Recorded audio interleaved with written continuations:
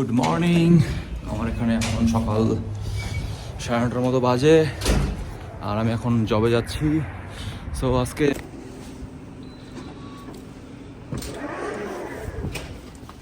গাড়ির ইন্সপেকশন করতে হবে, ছবি তুলতে হবে, কারণ গাড়িতে যদি আমি কোনো লাগাই টাগাই দেই সো একটু ঝামেলাও আছে, রিস্কও আছে, মাকুও আছে। প্যাকেজ কালেক্ট করে বেরোলাম স্টেশন থেকে।